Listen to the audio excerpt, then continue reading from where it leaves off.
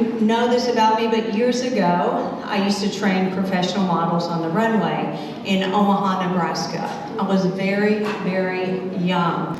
And I just watched people to learn it, and I was also trained in this. So they would bring models into me, and there was a big T runway where they'd walk down, they'd have to model the T part, come back, and then we'd go, to different fashion shows, like dinner shows where the runway would be elevated, and all the tables would be out here, and I would teach them their walk. And so little did I know, so many years later, gosh, I was early 20s, I'm early 60s now, but so many years later, that I'm training models for Christ to walk the runway alive. Isn't that awesome? Isn't that awesome?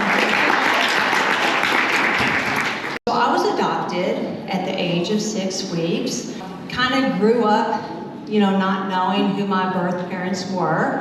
And so as a little girl, I just felt strange. You just feel strange. You don't know who your birth parents are, and that's just the way it was for me, maybe not for everyone.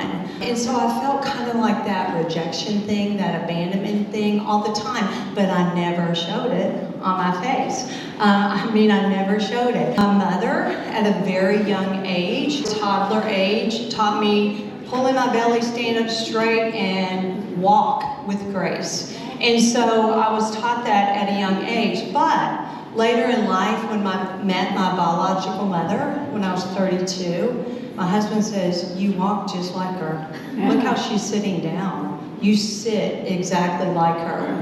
And it's amazing what's in our DNA and how God designed each one of us so unique and so special.